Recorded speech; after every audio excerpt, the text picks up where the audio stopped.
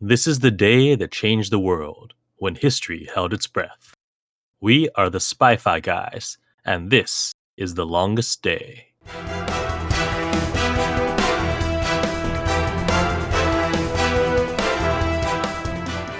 Welcome to the Spy-Fi guys, where we cover spy facts, spy fiction, and everything in between. I'm Christian. And I'm Zach. And I am ZJ.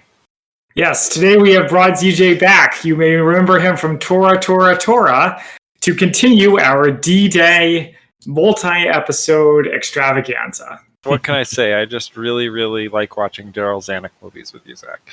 Which one was he? He's the producer, right? The producer who also made Tora. Yep. Oh, that explains a lot. Yes. So we are back with The Longest Day from 1962. Perhaps you may be wondering, is this a spy movie? Well, it is in the same way Tora was, where there's a lot of intelligence involved. At least in the beginning. Tora, I think they ended up digging a lot more into the intelligence side. Mhm. This one, they did a little bit, especially towards the beginning, like you said, Zach, with kind of the mix-up, the fake paratroopers dropping. Yeah, and then it turns into a war movie. Yep. Which is not to say I didn't enjoy it, but it is debatable on how much of a spy movie it is. It's called The Longest Day, but did it also have to be the longest movie? It's just shy of 3 hours, which I know now in the days of like Marvel movies is almost the average, but did it need to be this long? Absolutely, it did not. It could have, if it wanted, been a very long spy movie and a very long war movie simultaneously within that runtime. But this will not be the longest podcast, I don't think. Had any of you seen this before? Yes, I had seen parts of it because there were things that jumped out to me. I was like, oh, I remember that. I have not seen it. No, this is our first time watching it. That's surprising, ZJ. Yeah, this is also my first time watching it. I knew a few things. Well, mainly one person who appeared in it, one actor who is close, near and dear to my heart, who appeared in it, and that's about it. Yeah, we know you love John Wayne. Oh, God. That's you, Zach, not me. It's true. I do like John Wayne, and I'm not ashamed to admit it. So, shall we get started? Zach, do you have the IMDb plot synopsis? Yep, here we go. The events of D-Day told on a grand scale from both the Allied and German points of view. That's it. All right. So we start with the very iconic image of the helmet on the beach and a big block of text that says Occupied France in the 50th year of World War II. There's a guy running who's shot, and Nazis take a folder that he's carrying. Do we ever find out what this was? Yes, so I don't know that we specifically find out within the context of the movie, but my guess, and this is a guess, based on what the movie then cuts to, is that they intercepted the code words that this resistance cell is going to be looking for on the radio. That does make sense, because I was wondering, hey, how do they know this stuff? Do they have a mole in the resistance? That make sense. Yeah, they have their ways. I like how the spy stuff is right in the beginning of the movie. It's enough to trick you into thinking that maybe this is in fact a spy movie. And speaking of spy movies, did you recognize the next person who we see on screen? It's Goldfinger. Yeah, no, I definitely did. I actually have my first note is that Goldfinger, and the answer was obviously yes, because I knew that was Goldfinger. Gert Frobe. Yeah, the actor is German, right? Austrian, I believe. Oh, okay. He may be German. I think, is his Auric Goldfinger Austrian, and that's what I'm thinking of? No, Auric Goldfinger is supposed to be British, but he doesn't sound like it. There's a line in there, yeah. Well, because I read a behind-the-scenes story about Goldfinger where the actor, what was his name again, Christian? Gert Frobe. You're cutting into my spy fact versus fiction, Zach. But go ahead. About Goldfinger? Yeah, about him. Okay, well, he didn't speak any English. Oh, he just showed up one day and he said, hello, it's very nice to meet you. I'm very pleased to be here. And they said, great, come on board. And he said, hello, it's very nice to meet you. I'm very pleased to be here. Because that's the only English he could speak. Yeah, his agent told them, that the producers, that he could speak English, and he clearly did not. And he's dubbed over in Goldfinger. There's something about him that I will talk about in Spy Fact versus Fiction, but we'll get there. Gert Frobe is German, just for the record. So yeah, next we have a D-Day girl. For those of you who have not listened to our microdot about D-Day girls, that was last week. Please check it out. Just going back to Goldfinger briefly, like the French people who are nearby are like making fun of him as like being a shining example of the Ubermensch. He's far from it. Yeah. We get some Nazis marching, doing this big display. And then we get the first of many titles saying who these people are, and then they never appear again. It's just like in Tora. Tora. Those guys usually reappeared. A lot of these people appear once, never again. Field Marshal von Rundstedt, CIC, OB West. I wrote down every single one. Why did you do that? Just to prove a point? Yes. But yeah, so we have the D-Day girl, the Nazis who are inspecting the hay cart, and Janine Boitard distracts them. Yeah, she comes up a lot in the movie. So she was a lot. Yeah, a few times. Thank God, the only character who's not a white man in the entire movie, of which there are so many. Word on the street is that she was Daryl Zanuck's mistress in France, one of 3 who appear in the film. Oh. Nice. So we get the Nazis marching a bunch of prisoners, and we meet Alexandre Renaud, who is the mayor of Saint-Mary-Glace.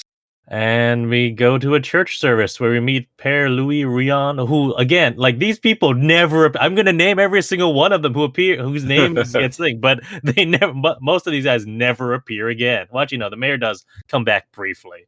Yeah, I recognize Saint Marie Glace from the book that I read. It features prominently there too. Major Werner Pluskat, who's the 352nd Coast Artillery Division with a dog. He's showing the gun emplacements and mines and obstacles.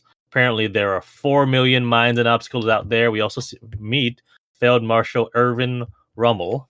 Yeah, there's a part where he's recapping the war. And it looks like a green screen glitch where he's standing in front of the ocean and then he disappears. Oh, and he reappears. I assumed that was an editing problem with the film. That's probably it, yeah. Well, it's really bad. I noticed that as well. Yeah, it was that. Well, the green screen before that was pretty egregious as well. That was, I think, the worst green screen in the film, and there was some other noticeable. Would have been rear projection at that time, not even green screen or blue screen. Oh. Well, then he punched a hole right through the rear projection. So then we get our title card. Actually, I think I'm just going to use it here. I think this is when he says. He drops the title. It will be the longest day. Allies and the Germans. It will be the longest day. And then the title, dun, the dun, longest dun. day. Roll credits. A Daryl Zanuck production. Yeah. But yeah, we get the first of many stings of Beethoven's Fifth, which wasn't sure why it was here, but we actually get a good explanation later on. Oh, nice! I missed the explanation. I did as well. I wasn't paying attention. Oh, okay. So next we meet General Gunther Blumentritt, who was at the headquarters, German Command, France. Apparently there was a poem by Verlaine transmitted over the radio in like a personal ad section, seemingly. Or not personal ads, but like personal messages section. Well, the long sobs of the violins of autumn. So I know a little bit about that. This was a radio channel operated by, I think, the British. Okay. I don't remember if it was a specific channel that they operated or if it was like a spot within an existing radio channel. But they, every day, I believe, would read off personal messages.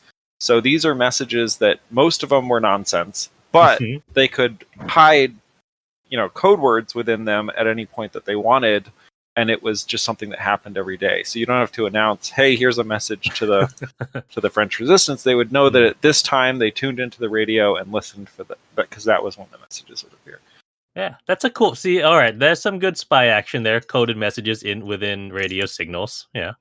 So they get this poem, and the leadership basically ignores it. They said, that doesn't prove anything. Well, that's not the whole story. So the whole story is that they need to, if the second verse is read from that poem, then the attack will happen in 24 hours. But yes, like you said, they basically ignore it. Yeah, the leadership ignores it. And that's when I realized, oh my gosh, this is like a bookend or a parallel movie to Tora.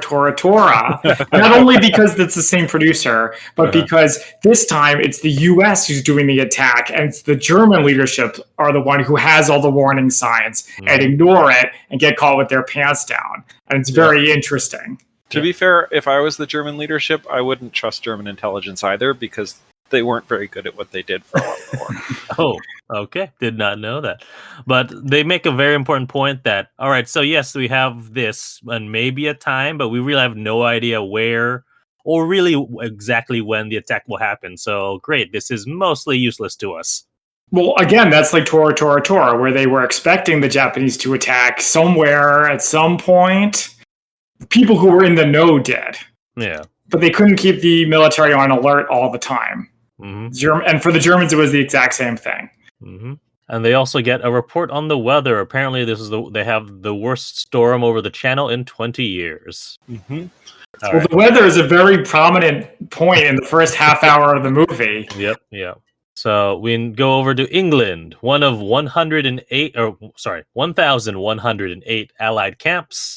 There are trucks going out and a few coming in. They check the badges. There's a meal line. Didn't you miss a few introductions? No, I think there were a few title plates. Oh, did I? No, that was the big one. England, one of 108. Oh, okay. I thought camps. that there were more title plates, but I guess not. Yeah, there may have been one for. Oh, I missed one for. My autocorrect changed whatever his title was, Ober whatever, to obverse. So I have no idea what his title was, but Helmuth Meyer, who was I think the one who received the transmission. Anyways, going back to the camp, Americans are complaining about food and sleep. There's a rumor that attacks happening. This was interesting to me. The two Brits talking, and one of whom like requests permission to write home. His wife is having a baby, but it's not his. What? That was hilarious. I love that. Just the way you said it. It's not mine. It's not mine, sir.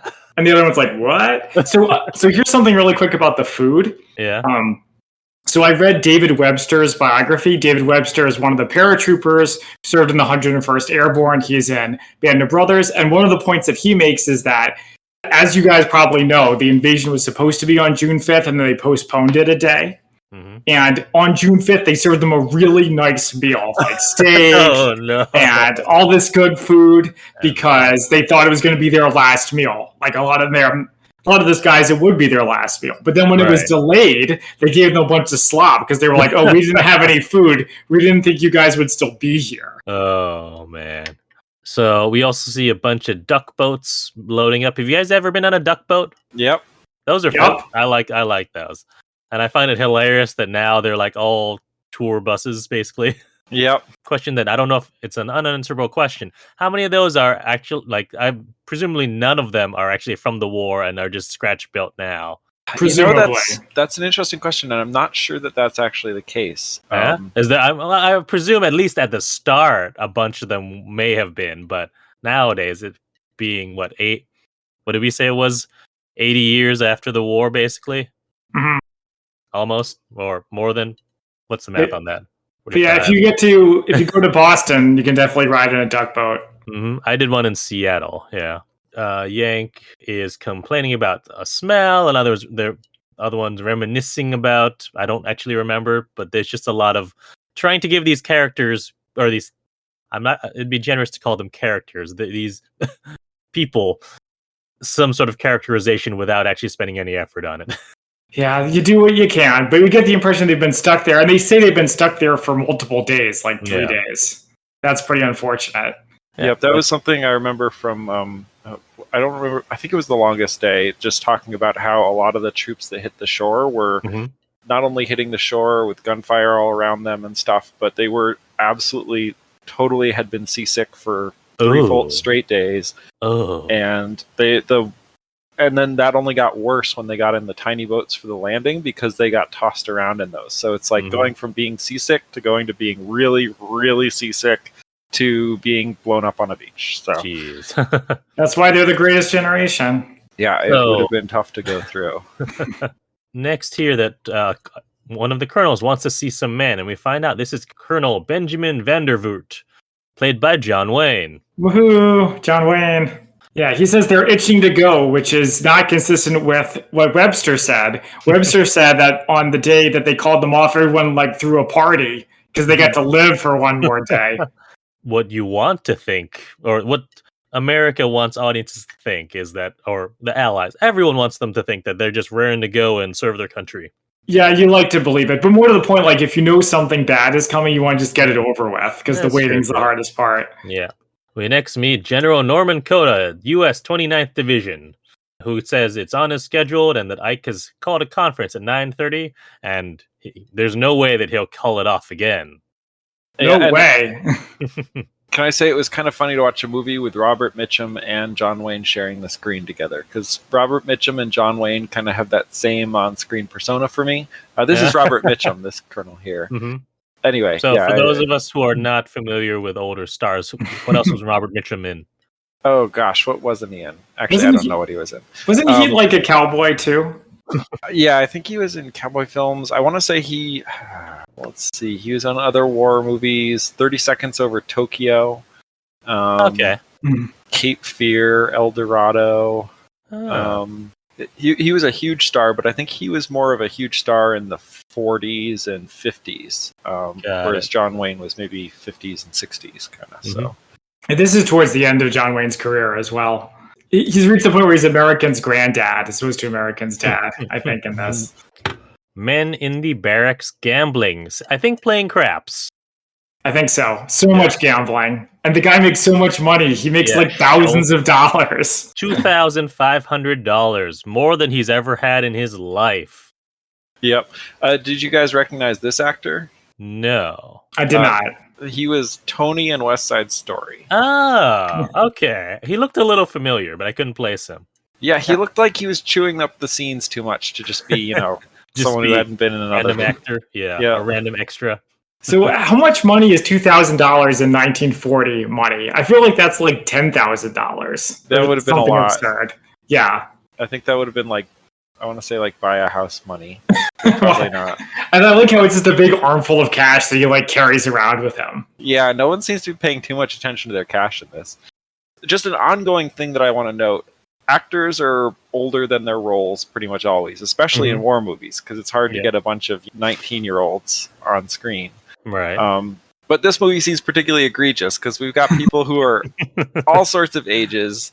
I mean, Red Buttons does not look like a private in the U.S. Army. He's the other guy who shooting craps with him here and then gets hung up on the church later in the film. Okay, so value of $2,500 from 1944 is about $40,000 or $41,066.62. Holy shit. That is a lot. But yeah, ZJ, you're right with the ages. Everyone in this movie looks really old for their roles. Like I think John Wayne was probably at least in his 40s, probably older than that, and a colonel I think would be more like late 20s. People were young. Soldiers were young in World War II. Yeah. Next we meet Flight Officer David Campbell, RAF. I was trying to figure out, because we do actually come back to this guy later in the movie, and this is Richard Burton, who's another famous actor. Yeah, come on, Christian, you got to recognize him. I recognized him, yeah. Okay, good. But this scene was like the most melancholy British scene. I'm gonna get my drink and just drink it over here. Where's Johnny? I loaned him my boots. He's at the bottom of the Atlantic. Did he actually say that? That's hilarious. He does. Yeah, he does. I'm going to say he's practically the same character as the spy who came in from the cold. But yeah, that's my note. Melancholy. He says, I'm one of the last of the 1940 mob. So it's like, dang, he's been fighting since 1940 and hasn't gotten to retire or whatever. Yeah, and everyone else is dead. I'm the last of the double deuce. Yeah, so I'm not sure what else more to say about him other than it's just the most melancholy scene in like a canteen when he's just drinking. Richard Burton kind of continues the trend I noticed in this movie of you can tell who's a famous actor because they all get to the camera pans over, it zooms in on them, and they sit down and in their grizzled voice they talk about war and what it means for men, and we get that from a number of people. And our next person to meet is General James Gavin, U.S. 82nd Airborne Division. Vandervoort goes to see him, and they discuss their drop zone placements. And there's conversation more about the weather, and Vandervoort says, "Whose side is God on, anyways?" Yeah, funny how they keep coming back to that. Yeah, so I just have like more weather discussion, more of the Germans messing up. So there's a nice bit of foreshadowing here because they mentioned that they're doing practice drops over in England, and at one of them they overshot by a bunch and landed in the middle of the town square. That's true. I hadn't thought of that as foreshadowing, but yeah, you're right. There's another mention of the Ike's meeting at 9:30. And we go over to Group Captain J.N. Stagg, RAF Meteorological Services. And now we've got an improved weather report. CJ, do you want to talk about the weather now since we brought it up? Yeah, so the key thing here is, so England, of course, is to the northwest of France, across the English Channel. And the Germans, at this point in the war, they don't have really any access to meteorological reports from past Britain. They've got submarines. I believe that they set up a listening station on an iceberg to try and transmit weather data, but they have a really hard time getting weather reports from that area. And of course, weather from there sweeps down across England and down to France on the coast. So basically what this means is the British keep getting a preview of tomorrow's weather a day earlier than the Germans do. Interesting. It's not hard, and it's not a hard fact. You still can't know for certain what the weather's going to be, but the British get this potentially improved weather report, and the Germans have no idea because they can't see it that far out. So ooh, nice. I never would have thought of that. That is a cool, a nice fun fact. Yeah. So anyway, that's why the weather plays such an important point, and I think that meteorological service was a very key part of the war for the British in particular. Mm-hmm. So yeah. So next we meet General Wolfgang Hager, Hauptquartier Luftwaffe Commando West, who is calling one of the pilots whose name I did not write down because he did not have a big giant title. Colonel Priller.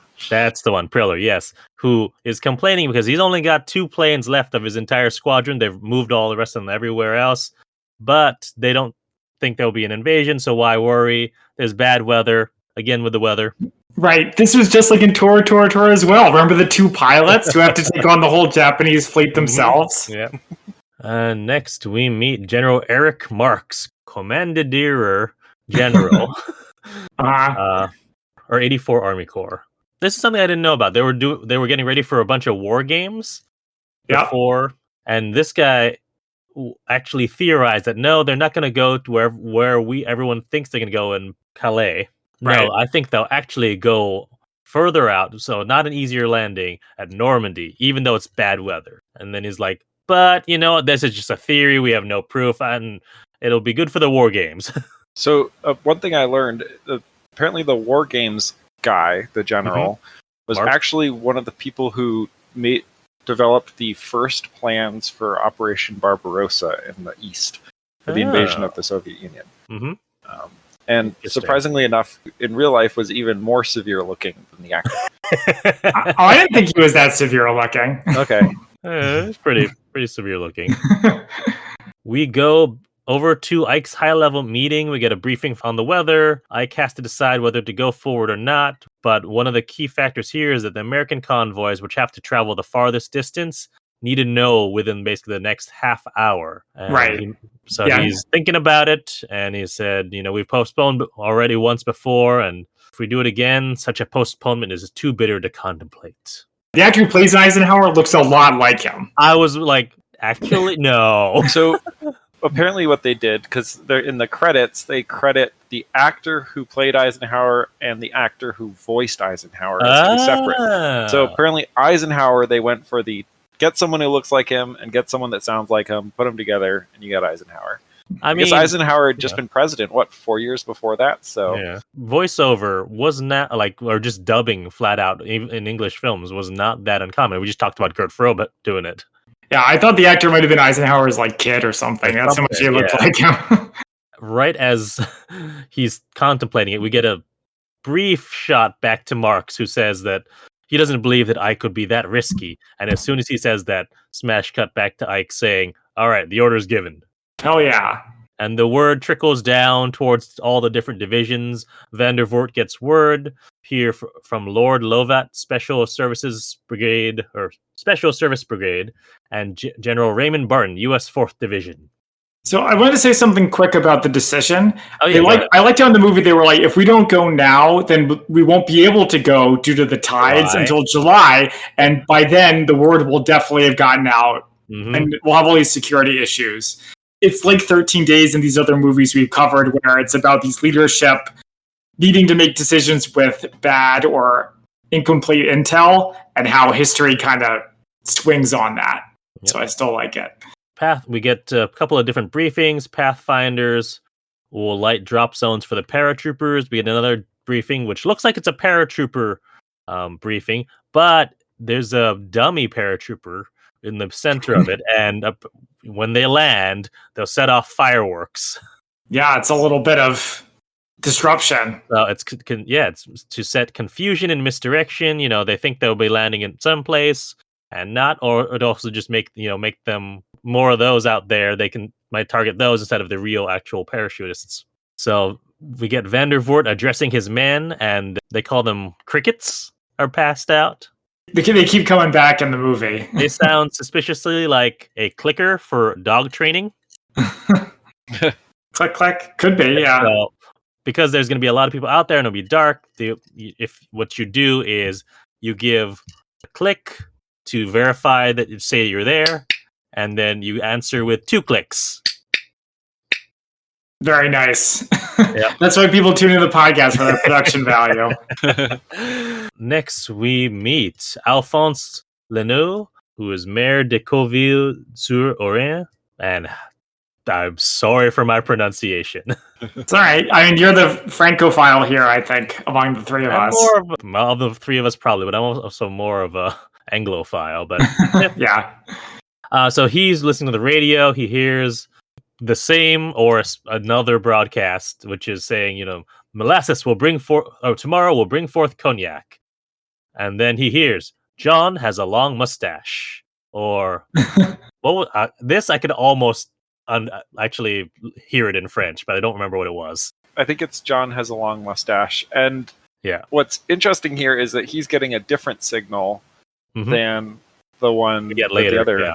Yeah, and this part has some humor where he's like so excited and he's running around and he's trying to get his hat and his coat and his keys. Yep, he gets out his old World War I Cuirassier helmet.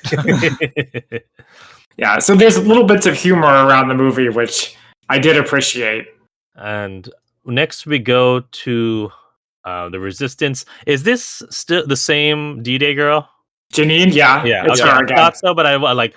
So it's back to Janine Boitard, who's bandaging up soldiers, listening to the radio. There is a fire at the travel agency. And then they hear, wounds my heart with a monotonous languor, which is the second part of the poem. Yes. So they start handing out rifles to the Resistance, and they tell the soldiers who are there, we'll be back. I think that the soldiers she's bandaging up are British flyers. That makes sense. I was wondering who would be there already. That was actually something the French Resistance did quite a bit, is helping British flyers get back to Britain via either neutral countries or the coast or something. Yeah, the Germans also know about this poem, though. So they get the message, but can they communicate it to the upper levels? Not really. So interestingly, I don't remember what this general's name is, but the German General Van Salmuth, who's playing cards. Yes. Belshaber der 15 Army. I'm reading every single one. I'm making a point. He actually does believe the guy. That's right, yeah. And he says, no reason to stop playing cards, though. But he says, tell the army to be on alert. Yeah, he puts the 15th Army on full alert. Yeah, I think it's more that he doesn't show the appropriate level of concern since they're about to be invaded. He says, I'm too old to get worked up about these things. All the ships take off from England. It's the biggest armada the world has ever known. I feel like that was John Wayne saying that. Could be, but it's true. Yeah. Also, we get an appearance of someone who will, in 3 years, or maybe 2 years, be famous. Do you recognize him? Of course. Captain Pike. And not that new Captain Pike, for those of you Strange New Worlds fans. Yeah. He's the old one, Jeffrey Hunter. And he was famous before this. That's true, right. Just not among nerds. Yeah. I looked up his Wikipedia article, and the reason why is because in the book Inside Star Trek, okay, It's all about Star Trek. According to them, because he was in this movie, when they asked him to come back for Star Trek, his wife told him to say no. She said, "You're a movie star now. You don't need to do television." But then I looked up Jeffrey Hunter's Wikipedia page. He'd been in a lot of, well, more importantly, he had been in a lot of movies before this, and he did other TV shows later. Yeah, just not Star Trek. Reading about that, and I think it was just really the wife who just did not want him to go back for some reason or another. When did the pilot for a Star Trek film? 64, maybe 65? Yeah, something like that. It was close to this. In 62, so that timeline doesn't match up at all. But yeah, Captain Pike's here, and he seemingly got a Dear John letter. And also there's some mention of Dear John laws, which I wasn't sure what that was about. I was going to look it up, but I forgot. CJ, do you know anything about that? Nope. If your husband or whatever was overseas, you could have a boyfriend. That's what it sounded like. I don't know. I mean, I could do some quick Googling here. Or maybe some no-fault divorce 50 years earlier or something like that. Well, while you're looking that up, another observation I had is before this, I sent you guys the Longest Day choral song, which is, or words, I guess, set to the theme of the movie. But in this scene, we hear it played on the harmonica in the background. So I like that. I like the choral version. That was nice. Yeah. You hear that music much more later in the movie. Oh, yeah. Right. Yeah. Okay, I don't see anything about Dear John laws. Oh, wait. Yeah, that would be a good one to have for Spy Fact versus Fiction. The Nazis are having a party. It's General Mark's birthday. He cuts his cake only so that there's 4 slices. I'm sure he cut more later. But I noticed this is again a recurring theme throughout this movie, which is it says General Mark's, the 6th of June, St. Lo, Normandy. Like, who writes that on a cake? It's like a title screen that he's chopping in half. Anyway, there's other things like that, though, where earlier in the movie someone says, her birthday is tomorrow, the 6th of June. See, I kind of appreciate that, though, they didn't do, like, how many days before the attack. How many? I mean, they did that. They do that after the attack starts, but beforehand, I appreciate that it's not yet another thing of text on screen. Very true. It is, though. It's a thing of text on a cake on screen. Okay, on a cake, but but like the other one was more subtle. And, yeah, but I don't know. It didn't bother me. It would have been great if they kept doing that throughout the movie. Like it shows a calendar and someone's tearing off pages. No, that is the word. Yeah, that is the cheesiest thing. Like that. That's okay. I'm gonna go on a weird tangent here, but have you ever heard of the movie Remember Me? I think I've heard of it. Yeah, I don't know anything about Pattinson it. And Pierce Brosnan. It's a family drama, but you don't realize it's set in 2001, and like you just see. You see, like he has a younger sister, and they'll be writing whatever the date is on the board. But then on the, at the climax of the movie, the teacher's writing September 11th, 2001. Oh yeah, I heard of that scene. Robert Pattinson is waiting for his dad in his dad's office, played by Pierce Brosnan, and you get a window, and it's a zoom out, and he's in the World Trade Center. Of course, yes. And it's like, so anytime I hear of something like that, where it's like, oh, I was just ripped, I was like, that just reminds me of that. And it can be so poorly done. They should have instead had him be like, well, today, June 6th, 1944, and it zooms out and he's on a boat landing on Omaha Beach. Because that's what you do. Yeah. Here is where we get our explanation of Beethoven's Fifth, why it's so prominent in the movie. Okay, I always forget which one is the music that is in the movie and one that's out of the movie. I've never remembered. It's either diegetic or non-diegetic. I think diegetic is where it's explained in the movie, and non-diegetic is not. I think we get a case of non-diegetic here because we hear drums playing the Beethoven's Fifth, which is Morse code. It's 3 dots and a dash, which is Morse code for V, for victory. Yeah. Nice. And the guy on screen literally explained that to me, and I still didn't get it. So, yeah, we get a little... And there'll be no ground support. And he keeps hearing this, like, Obi-Wan Kenobi-esque voice saying, hold until relieved. Well, there's a part where it says, hold until relieved, and then he turns around. So I had a little Mystery Science Theater moment where I was like, who said that? So next we meet General Max Pemsel, Befehlstab 7 Army, who reports that many of the key officers are away for the war games, but he says, all right, everyone who hasn't left yet should postpone till tomorrow. And we go back to the go to some paratroopers. Apparently they're 11 minutes out from the drop zones. We find out the gambler whose name I've forgotten already starts with an Tony. S. Maybe was it? Oh, no, yeah, Tony from West Side Story. That's right. That's how I'm gonna.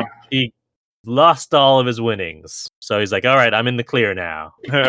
I also like when John Wayne does the cricket again, and they all pull it out. That was cute.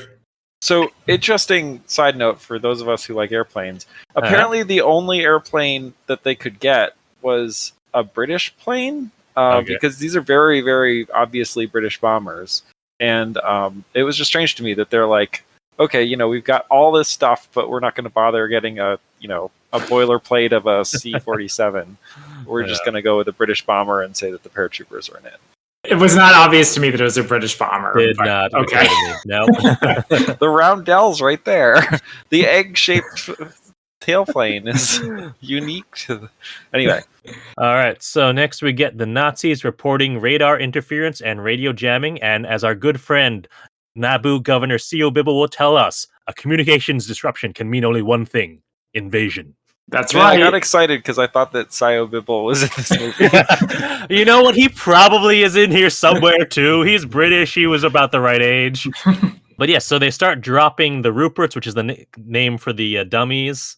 And they work really, really well. Yeah. Like absurdly well. Yeah, like there's an entire company just shooting at them in an open field. I was disappointed we didn't see them go off once they hit the ground. Well, I was also surprised that there was never a point where one of the Germans was like, ceasefire, ceasefire. Oh my gosh, these are just a bunch of dummies. It just cuts before that happens. Yeah. So the French resistance, including Janine Boitard, is sabotaging train tracks, but then a couple of troops spot them.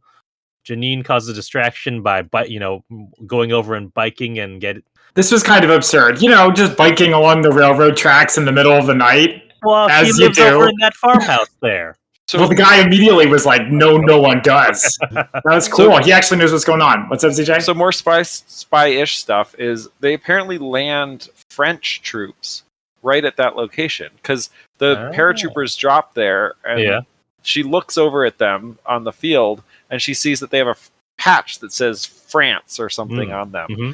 So these are French commandos at this point that have joined them for the rest of the operation. While she's distracting them, distracting one of the Nazis, they kill the other one, and then she is trying to get the other guy to not warn the train that they're trying to derail it, and she pulls him over the bridge. Yeah, this part was crazy. She almost is drowned, but then one of the commando shoots the Nazi, and then they get to derail the train. It's pretty graphic. There's a part where it shows a bunch of guys on fire, I think. Yeah. It's Did pretty they hardcore. blow up a real train for this? Maybe. Or at least a very detailed model.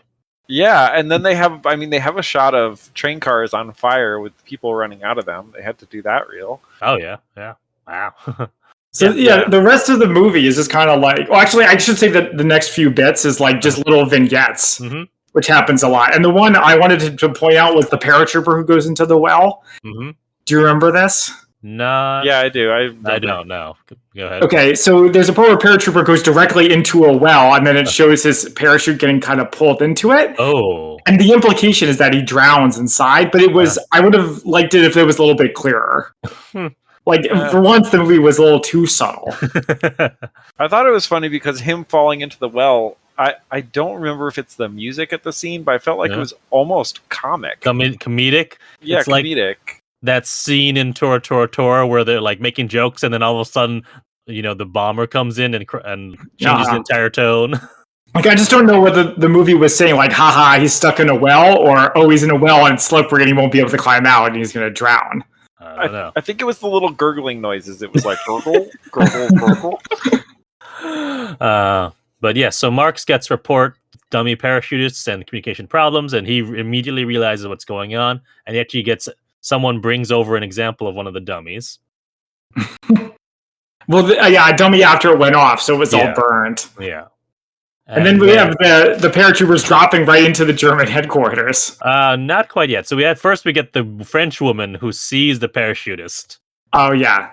And yeah, they start landing all over the place. They start landing in trees. And yes, like you said, right in the courtyard.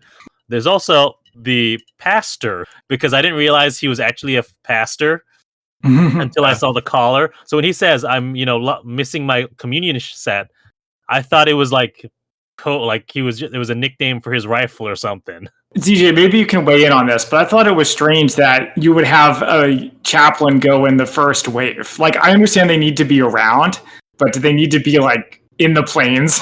I think they maybe wouldn't have needed to be, but probably a number of them wanted to be there. Like, they felt it was important, to be there as a man of God or something. I mean, that's true. Part of their job is to administer last rites, so anywhere people die, they're going to be needed. Yep, and I do have a little bit about that in spy fact versus fiction. Mm-hmm. Yeah, one other note I had was that we get the bald German who looks out of his window and like thinks he hears something. So he goes and he puts on his shoes backwards, like he's just in a hurry, and he puts on his shoes backwards. And that detail comes back later. That's right. And then so we also see a building on fire, although it's unclear, is that from the attacks or did that just happen to be on fire? It is unclear, that's right. Yeah. The mayor from earlier comes back, and I wasn't sure which side he was on. Well, I mean, he's French, right? So he's probably France. One would hope so, but so he finds out from the woman who saw the parachutist. The reason I say it's unclear is because they go into a church. The pastor's asking, or the priest is asking, were they enemies or allies? And she never answers. I don't know. It's just a man, who said shish. Right. It's like, all right, that doesn't answer the question. What side do you think they're on? So the Americans are jumping and they land near the burning building. They immediately get shot at. And also Sean killed. So the guy who gets hooked on the church, I feel like he was probably a real person and who had the story. Had the story, and that's why they filmed the story. Hold on, I'm trying to remember, because I know he gets shot at. He has his knife and he's trying to cut his parachute cables, and then he drops his knife. He gets shot in the foot. Do we see him die? We see him later with his foot all bandaged up. Sitting in a house. Oh, that was him. I forgot that. Yep. There's so many white dudes in this movie. I can't keep track. Even the titles don't help. So this actor's name is Red Buttons, which I think is a great name. And he just kind of keeps mugging for the camera in a way where I'm not sure if this is supposed to be funny. Like, he's like, oh no, looks like my whole squad's getting shot up right down there. And just kind of with these weird bug-eyed expressions, which I thought was a weird mix. Choice? Yeah. But I think that's his the actor's trademark. Yeah. He is a comedian, right? Yep. Also, that is a real story. And it's so famous that the church in St. Mary-Église still has a tribute to the paratrooper who got stuck there with a little parachute dummy hanging from a silk parachute attached to the church, just kind of as a memorial to the guy who got stuck there during the job. Survived. And and he got shot in the foot, survived, and kept traveling back to St. Mary-Église throughout his life. That's really cool. All right, so next, is this Tony that this happens to with the clicking? The 2 clicks guy? I don't think so. Okay. American soldier landing, and he gives 1 click. In return, he hears what it sounds like 2 clicks, but is instead the bolt. He does it twice, doesn't he? It's not really coming through, Christian. Sorry. Yeah. Anyways, I was trying that on I don't have an actual rifle with a bolt, but I do have a Nerf gun with a bolt. And it worked on a visual medium, which this is not. That's right. We appreciate the effort, though. He does 1 click. He hears what he sounds like 2 clicks, but is actually the bolt of a rifle and gets shot. He hopefully explains, I heard 2 clicks. Which is classic movie making. It's not Tony in this scene, but Tony does show up the next scene. Okay. I also wanted to say in this whole part, there's lots of helmet removals, which is also very common in war movies, but very unrealistic. I know I keep being a Band of Brothers, sorry, but there's a part of the Band of Brothers podcast with Donnie Wahlberg where they want him to film a scene where he's like looking out over the countryside very heroically, and he's supposed to take his helmet off and just hold it. And he talked to Dale Dye, who was their military advisor, and Dale Dye says, "Don't you even think about taking that helmet off, son." So he didn't. And the idea is that you would never take your helmet off anywhere close to the front under any circumstances. That makes complete sense. So we go back to Vandervoot. Apparently, upon landing, he got a compound fracture. Landed 5 miles from their drop zone, so they have to get to where they need to be. This is actually, well, not there, but the scene before with Tony is actually probably my favorite line in the movie, where they're talking and Tony's talking to the other group and saying, who are you? Where are you with? Oh, that's right. We don't have any idea. And then there's a big explosion. The guy looks over and says, well, somebody's shooting somebody. I don't know. There's something about the way he delivered it with kind of that drawl was perfect. Yeah. So the Nazis are receiving reports. Higher-ups believe this is a diversion, and they still believe that Pas de Calais is where the real invasion will happen. Yeah, they believe that for a long time, in my understanding. Oh, Zach, have you ever watched the movie Operation Mincemeat? Well, I think we're going to be covering that soon. Cool. But I have not seen it. That'll explain all about why they thought it was Pas de Calais. Oh, okay. Really? I thought that was a different operation. I thought that was for like a Italian invasion. Oh, yeah, I think you're right, actually. That was because I used to connect the two. So they used to have a whole thing on, or a whole little display on it on Operation Mincemeat in the old Spy Museum, which was right next to their thing on D-Day. So I always conflated the two in my mind. But then I did a little more research and reading on it, especially since we covered a bit of Operation Mincemeat all the way back in one of our first episodes of Fleming. Yeah, that's right. I got them mixed up. Yeah, they could have been like, won't get fooled again. Oh, yeah. So here's where we get our next big title. General Theodore Roosevelt, U.S. 4th Division, which made me realize, wait, what? Yeah, Theodore Roosevelt Jr. Not Teddy. Played by Henry Fonda, another big scene cheer. Yeah. Gives this whole big speech about how he wants to be on the ground with his men fighting from the front, not, leading from the back. Even though he's an assistant division commander, which is basically an administrative role. But he's been training with these men, and they expect to see him down there. He does say that he feels he would have been there if not for his relationship to the president. Right. So it's possible that the assistant division commander would have gone in with them. After all, Robert Mitchum goes in. Yeah, he does. And next we meet Commandant Philippe Kieffer, Commando Français. And he's got a model of the bridge in town and showing, all right, this is where, the church is, this is where the casino is, and the bridge, and the hotel. And he makes this whole big speech about how we're going to be fighting our own soil now. We've been fighting before, but now we're fighting for home.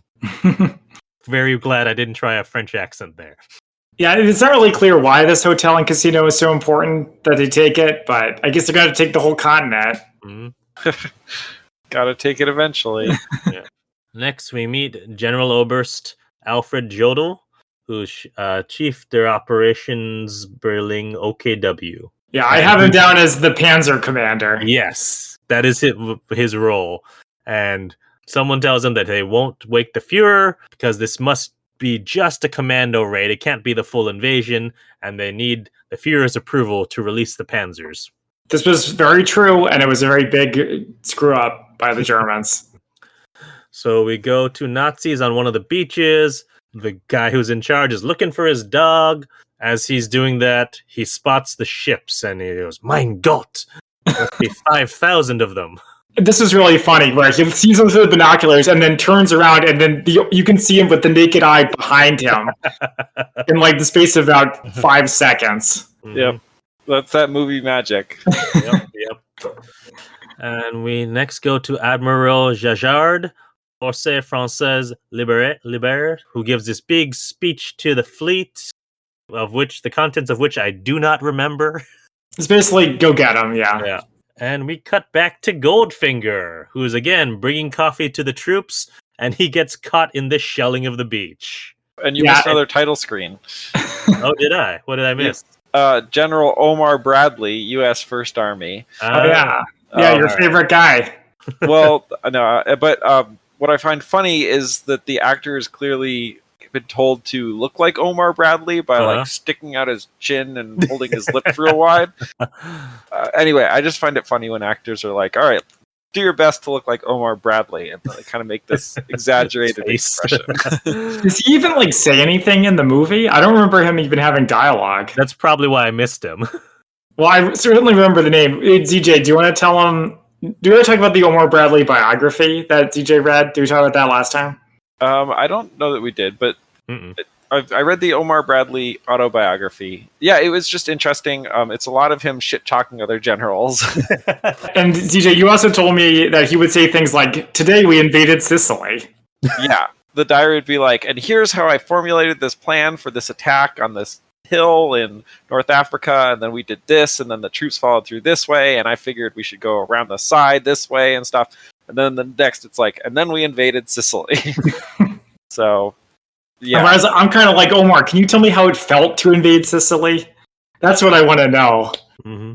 There's a lot of other stuff you could just read in a history book. One thing he talked about in the book is how on D-Day, commanding, I believe, multiple divisions on D-Day, the American ones, he could have not been there and things would have gone exactly the same. Just sort of the feeling of being the least important person involved with the invasion at that point. Like, you've done all your planning ahead of time, and that's when you have to figure out everything. That's when you have to make any plan that you want to have happen. Needs to be decided before that day, because you can't come up with a plan on the fly and communicate it to people. So, yeah. Despite what movies would have you believe, they do that a lot in this movie too, where they're like in the plane, they're like, all right, we got to go here and here. Like, you would have figured that out already. But CJ, I think Eisenhower felt similarly. He's in the same situation. Yep. But anyway, yeah, so there's this bombardment, and it seems like fun, like it's funny, like people don't get killed in these bombardments. Mm-hmm. Like the French people who were teasing Goldfinger were like so happy that they're there, but also their house is getting destroyed. Goldfinger's getting bombarded, and it's really comic. Do you think he's dead? Do you think Goldfinger's dead here? No way, he can't kill Goldfinger. I can't tell if... He doesn't die on screen. I think he runs away, actually. Yep. So Priller, the pilot, is put on alert and reiterates, we've only got 2 planes, so what do you want us to do? He's absurdly sassy in this part. and angry German. Well, next we get the big title text, Omaha Beach, 6 hours, 32 minutes. Well, I think it's 0630. 0632. There's some obvious rear projection here. There's a part where it shows a duck boat, and then behind it is another duck boat coming out of a larger ship. I thought that was funny. Mm-hmm. So the Nazis are scrambling to defend. The boats are landing, but the troops get pinned down on the beach. There's heavy casualties. It's a lot of fighting. Not much to say here, other than that. Yeah, that happens. Well, there's a part where one of the generals tells this kid, "Go back and get your rifle." Oh, that's right. Was that here? Yeah, it was on Omaha Beach. Yeah, that seemed kind of mean.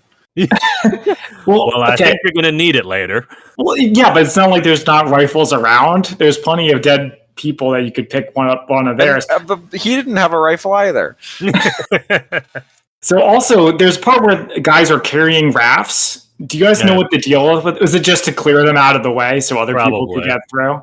I believe that the rafts actually contained engineering supplies, and when they talk about those Bangalore torpedoes later, that's what they brought them up in, is in the rafts. Cool. Okay. Yeah, so that scene there, actually, I want to talk about. They do this giant sweeping scene that appears to have been. It looked like they were bombing the hell out of the actual Omaha Beach. It looked great. Yeah, I was really impressed with how many people they got for this shot. All to run up simultaneously. I thought that was really impressive. Yeah. Yeah, these long shots of a plane flying over the beach with a lot of guys running up. That's what I remember from the last time I saw this. Nothing else, basically, except that. So we next go to Utah Beach, 0644, where Teddy Jr. is issuing orders. They're apparently 1.25 miles south of where they should be. Yes, he says, we'll start the war from right here. I always thought the line was, we'll start the war right here. No from. I mean, not that it really matters. No. I just thought that was interesting. Yeah, so his quandary is, all right, our reinforcements and supplies might be going to the right beach, but we're on the wrong beach. So what do? Do we try to get there? Do we stay here and they try to find us? So that's when he gives his speech. Yeah, and then they look around and they see the heavy stuff coming to their beach anyway, which is kind of funny. So it all worked out. We next go over to Gold Juno Beach, 0649, where those two Nazi pilots, Priller and his unnamed buddy, his doing a co-pilot, strafing run. And this was a really good aerial long shot. It looked amazing. Yeah, it really did. But it was ruined by the airplanes, which are very clearly not Messerschmitts. I was wondering about that. That one, I was like, that doesn't look like a Messerschmitt. Yeah, it's kind of a flimsy trainer of some sort. I don't actually recognize it. But those were immediately upstaged. When walking up the beach, who do we get? Oh, yes. We're at Sword Beach, 0653. Everyone's favorite beach, Sword Beach. The Brits are landing, and here we get Sean Connery. Literally, this movie is released a week before Dr. No comes out. So he's not as well known. He's still already done a few things, including Derby O'Gill and the Little People. Yes, I was going to say that. I knew you would. But, so this is before James Bond, but I liked him here. He's very Scottish here. One of the Brits in the front is like, let's give him back for Dunkirk. He's like, you hear that? Dunkirk? I'm sure he was still at school at the time. I also want to say around here, you see some, what was it? Someone's funnies. Oh, CJ, yeah, do you remember? Herbert's funnies? Herbert's funnies or whatever. So they're tanks with really weird stuff on it, like bulldozers or mine clears. You can see them in the background. Hobart's funnies. Yes, thank you. They gave this eccentric British guy basically leave to modify a bunch of tanks to be better at engineering roles. Among them were flamethrower tanks. Tanks. Oh, you didn't know about the flamethrower tanks? Yeah, they're great. Oh. Tanks that mounted mortars designed for destroying concrete walls specifically. This sounds amazing. The swimming tanks, I believe, were part of his program. Just kind of all these different, like, hey, what if we had a tank that did that sort of things for the invasion? Well, why don't we anymore? Yeah. Well, the British were very proud of their funnies. So, well, and the thing is, they were really effective, but the U.S. didn't want to use them first, just because they thought it was stupid. I mean, it probably got a lot of people killed at Omaha Beach. So come on. And if you play video games like Company of Heroes, which is it's like StarCraft, but World War II, you can just build a lot of flamethrower tanks, which gives you the impression that there's a lot more than there actually were in the war. Right. Yeah. Also, just want to say that there's bagpipes, and I was pretty sure that's non-diegetic, but we've come to find later that it was diegetic bagpipes. The bagpipe thing was my favorite part. I just like the quote where they're like marching. He's like, "Hey, you there, play Blue Bonnet," and he just starts playing the bagpipes. Yes. Commander Colin Maud, Beachmaster, Royal Navy. Beachmaster with his dog. Yep, his dog. Is it? Yeah, Winston. Yep.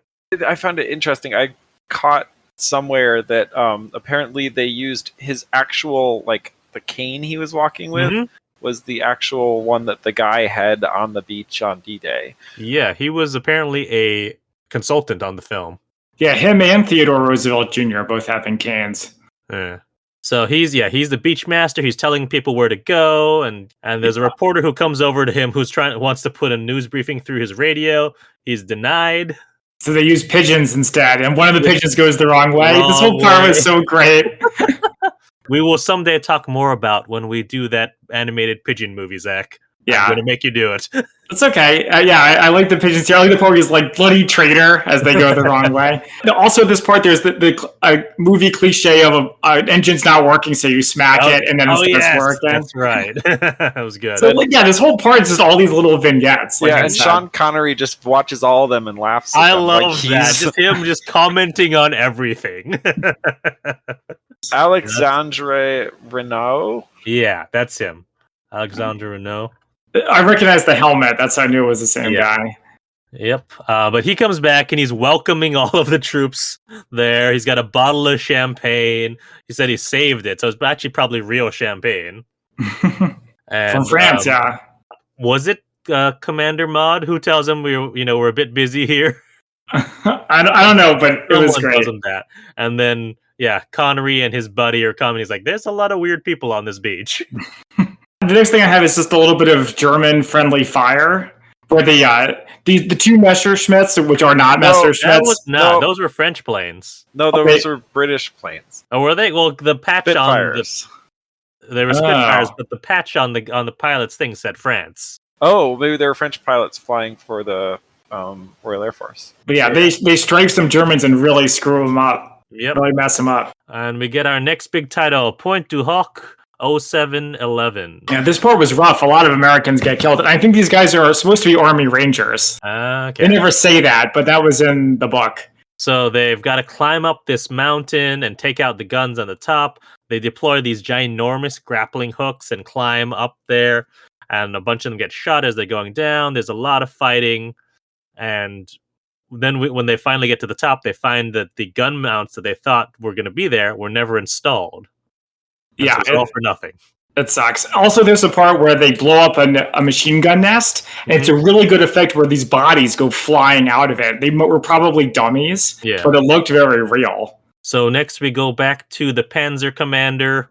We find out that someone tried to tell the Fuhrer, but he went into one of his tantrums, which of course made me think of the meme. Of course, of course. Because he went into one of his tantrums, no one wanted to broach the topic of the Panzers, so they're still holding the Panzers, and they have no access to them.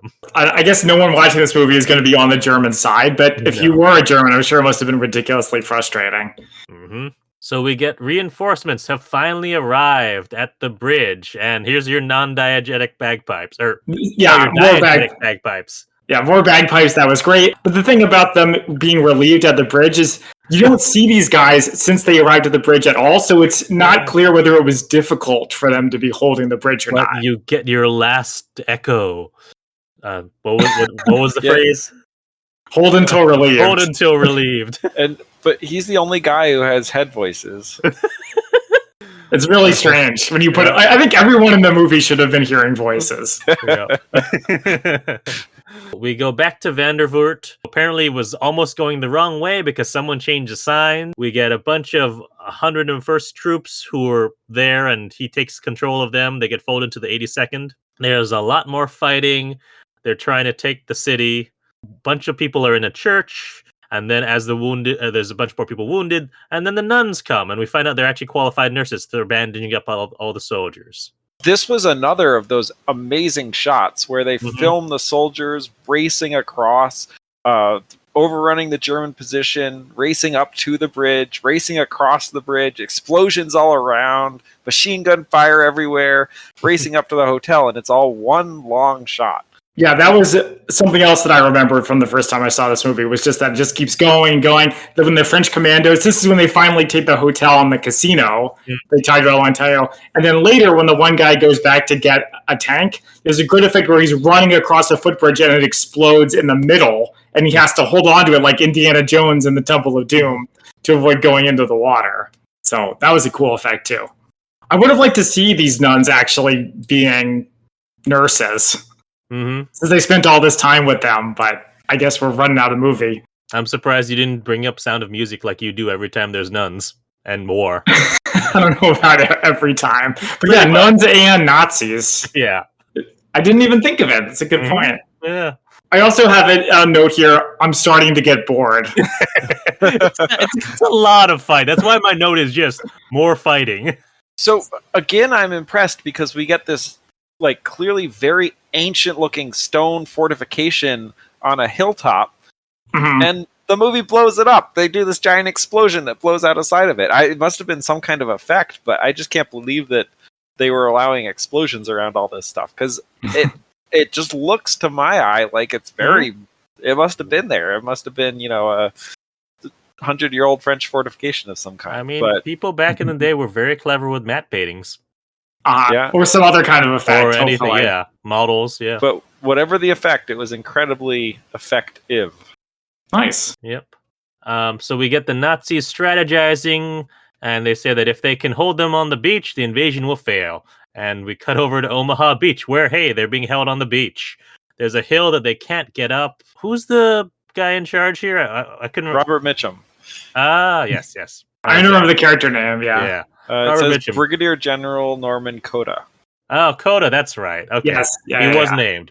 One of his officers is thinking about calling a ship to get them, and he's like, no, we're not going to go back. We need to go around. We need engineers and weapons.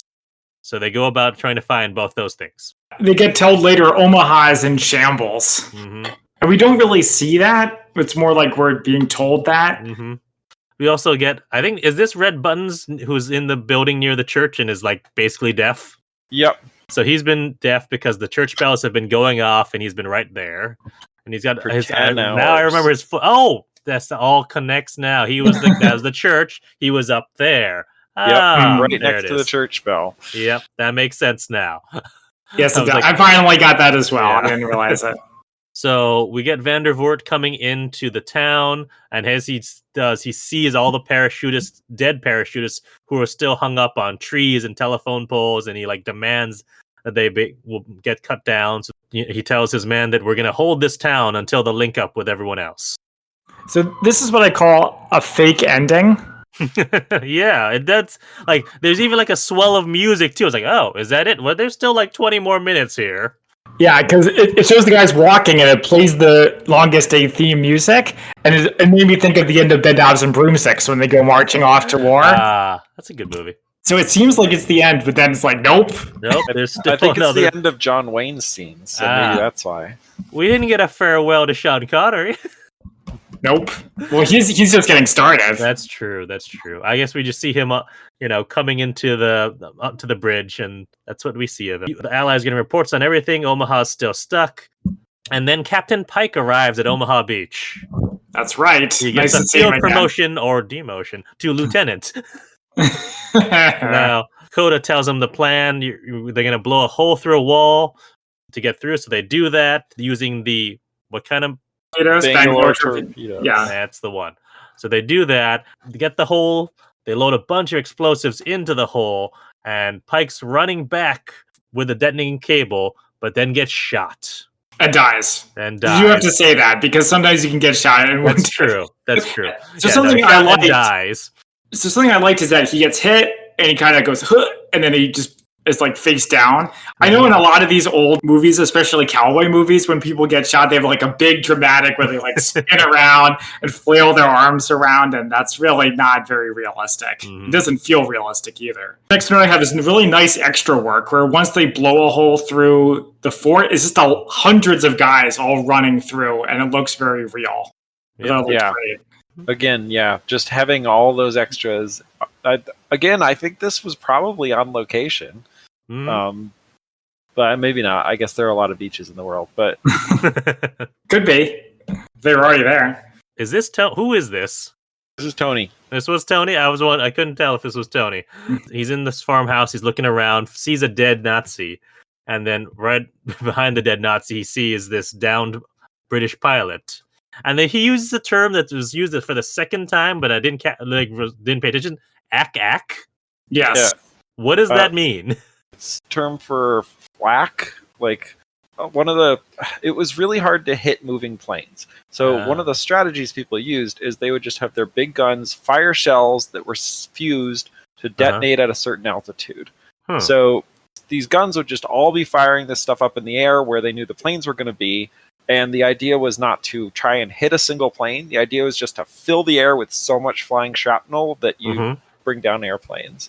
And so that's kind of ack. I think it's just the general term for all that explosive stuff going up in the air. Yeah, I see. Also ack, AA, anti-aircraft.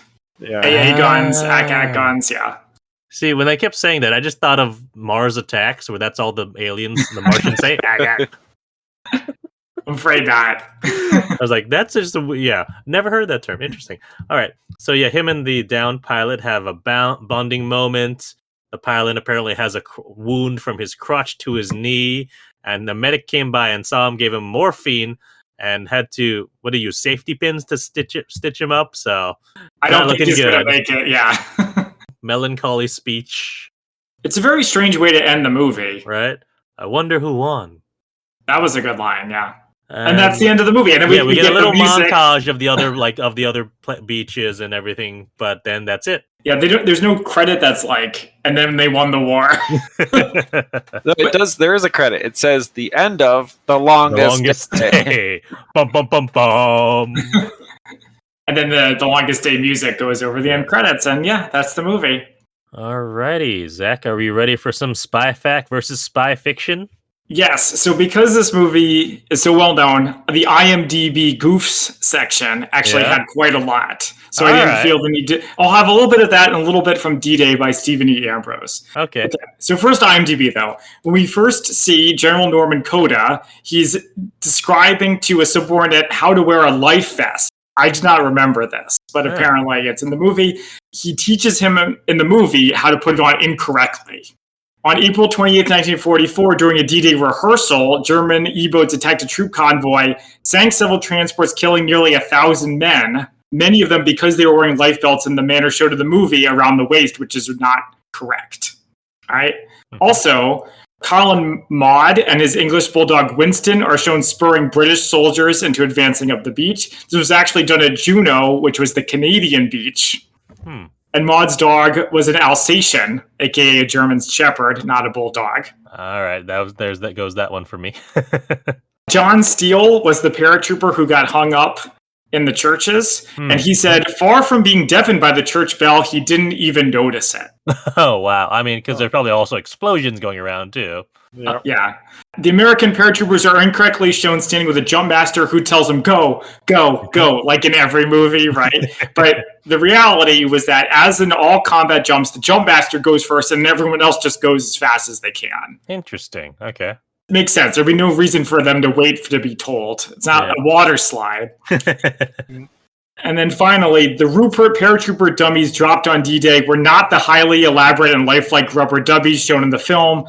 In reality, they were fabricated from sackcloth or burlap stuffed with sand or straw and were really crude representations of a human figure.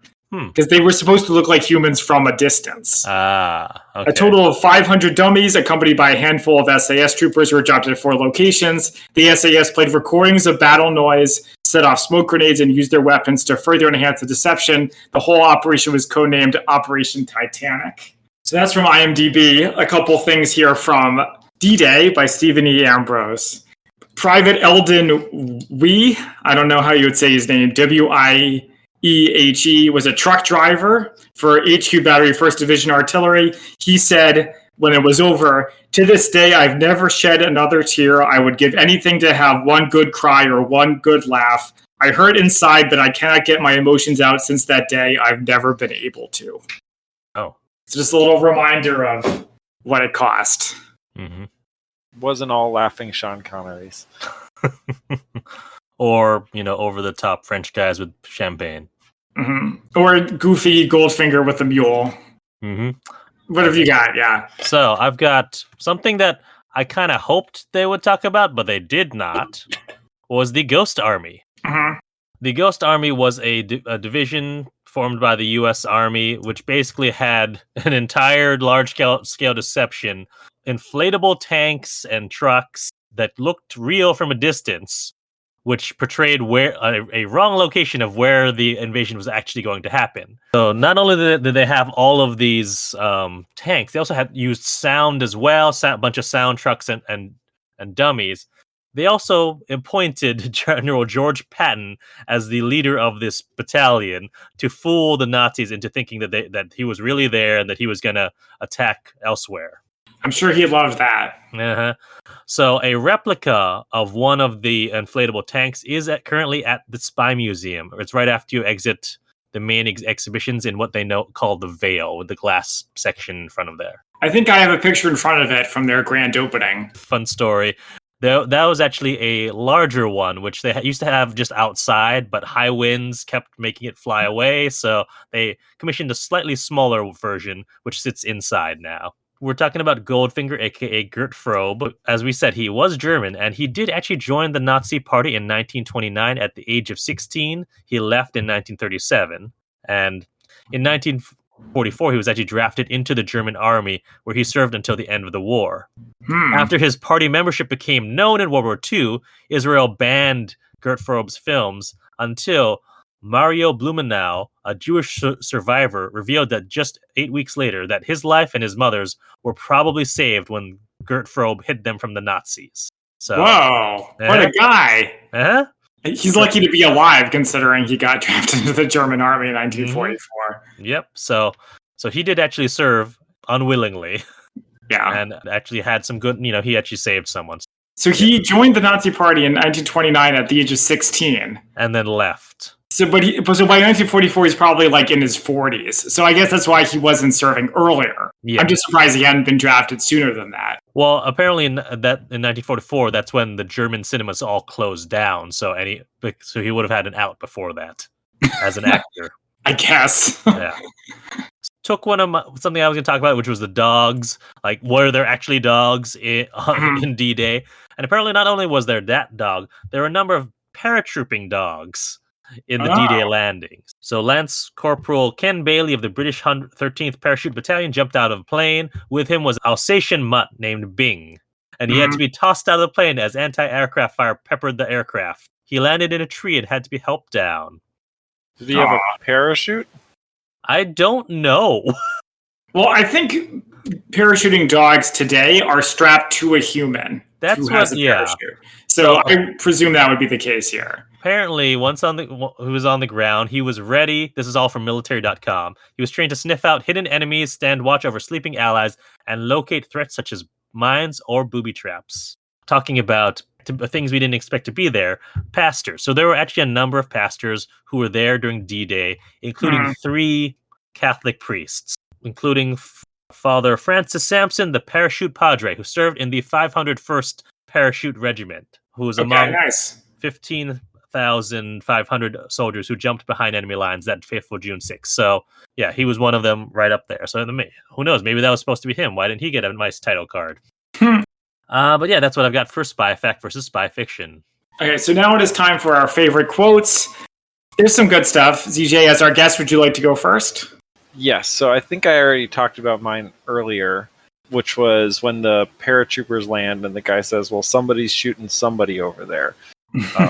Just the way he delivered it was great. There's also, and I don't remember the specific quote, but I found it hilarious how that green screen scene we were talking about, or I guess rear projection scene we were talking about, the German guy is basically like, the Americans, they're so powerful. They're just over there waiting to come over and take us. And it was, I just found it hilarious how you can tell the movie was made in America for an American audience. Yeah. All right, so I have a lot of quotes in the beginning because I think there's more talking and less fighting there. So we've got, would your men rather be exhausted or dead? Which gave me very strong, like, Imperial vibes. Like the Empire. Yeah. Like the Galactic Empire. You can just hear Vader saying that to one of his underlings. Mm-hmm. And I had it for the Allies as well as the Germans. It will be the longest day. There's my German accent. It comes out once, that's about it. And from John Wayne, England's gone through the Blitz with a knife at her throat since 1940. Yeah, I don't know if that sounded much like John Wayne. I didn't even practice it, so... Wait, let me try it. England's been going through the war with a knife since 1940.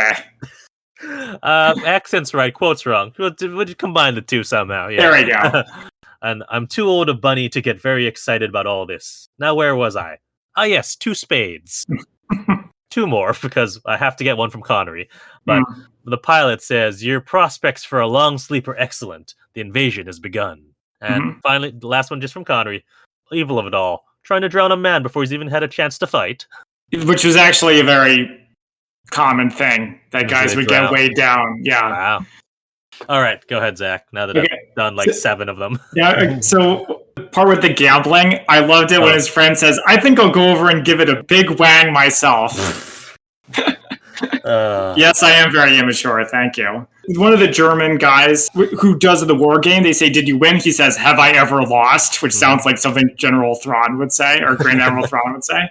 And then someone says, well, you were playing Eisenhower. I did we'll start the war from right here. But my actual favorite quote, which is also from Sean Connery, so I was afraid you were going to steal it, is when the guy says, Black Bear, start playing, and Sean Connery says, it takes an Irishman to play the pipes. I don't know why I liked it so much. I just thought the whole context was really cool, and he just starts playing, and start marching. I was like, yeah. All right, so now it is time for our ratings on a scale of 1 to 10 martinis, 1 being Avengers 1997, and 10 being even better than Taken. How would we rate The Longest Day? CJ, as our guest, would you like to go first? Yeah. I would probably rank it a 7, which may be a little higher than I wanted to go initially. I honestly enjoyed talking about it and reflecting on it more than I enjoyed watching it, which perhaps is a reflection of just how long the movie goes on. Mm-hmm. So yeah, I guess I will stick with my 7 and say I enjoyed it more in hindsight, and I probably would have given it lower while watching it. So you liked it much more than Tora, Tora, Tora, because I remember you didn't give Tora, Tora, Tora a high rating and described it as dull, very dull. Actually, he rated it 6.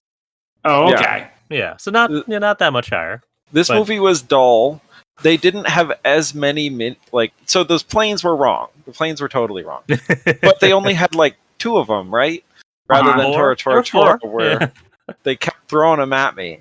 And the ships in Tora, Tora, Tora, they kept throwing at me. And yeah, so this one, I think it benefited from having both a wider scale of the whole D-Day landings were a much larger undertaking than the Pearl Harbor attack. And additionally, they didn't have to rely as much on miniatures. And those wide sweeping shots were really impressive. Oh, yeah. So that brings the grade up 1, -3 for each hour that I had to sit watching it. All right. I can go next. So I think I'm actually I didn't like this one as much as Tora, Tora, Tora. I liked that one much more. I'm going to give it a 5 out of 10. So there's parts that I really liked. Once the fighting started, I got pretty bored because there was no direction. It's just they fight and they fight and they fight and they fight, and then the movie ends. Yes, the long sweeping shots looked good, but just in comparison to Tora, Tora, Tora, where there was a defined story and you were moving towards something, I liked that a lot better. This, for me, had many of the same problems that Tora, Tora, Tora did, in that, and I made my point about it, is you have all these characters who appear for one scene to do the one thing that they are known to do in history, and then never appear again. That's true, just like in real life. And while that this filmed in a style, it's not a movie, it's like a documentary almost. Minus every time someone mugs for the camera, every name actor mugs for the camera. That's an interesting point, because maybe Tora, Tora, Tora primed us. Yeah, that's true. And while I enjoyed it, and there were parts where all right, as soon as my interest started to wane, I was like, oh, here comes Sean Connery, or something like that. Or it's like, all right, there's something something that would pick up my interest again. I'm gonna have to rate it a 5 as well. It's the spy action is very, very rare. It's minimal, yes. Yeah, even more so than Tora, Tora, Tora, which at least had the intelligence angle of all that stuff. As a movie, it's good, but it's just not a great spy movie. And it's much longer than it really needed to be. Yeah. All right. Well, thanks for joining us, ZJ. Anything you would like to plug? Nope. I understand you've been guest starring on Tuesday Night Gaming, which Yes, we'll be covering Obi-Wan Kenobi around now. Obi-Wan Kenobi.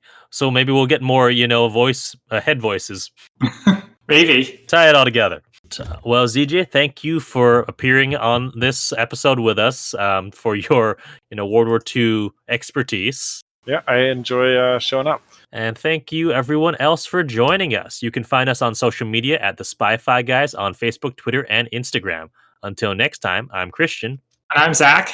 And we are the Spy-Fi Guys, signing off. Thank you for listening to the Spy-Fi Guys. If you enjoyed our podcast, please be sure to give us a 5-star rating on iTunes. The theme song from this podcast is Mistake the Getaway by Kevin MacLeod from Incompetech.com. Licensed under Creative Commons by Attribution 3.0. Films, books, and television shows reviewed by our podcast are the intellectual property of their respective copyright holders, and no infringement is intended.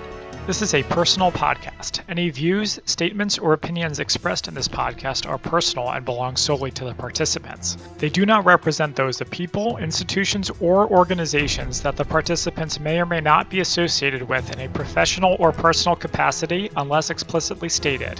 Any views or opinions are not intended to malign any religion, ethnic group, club, organization, company, or individual. You can find our podcast on social media at The Spy-Fi Guys on Facebook, Twitter, and Instagram.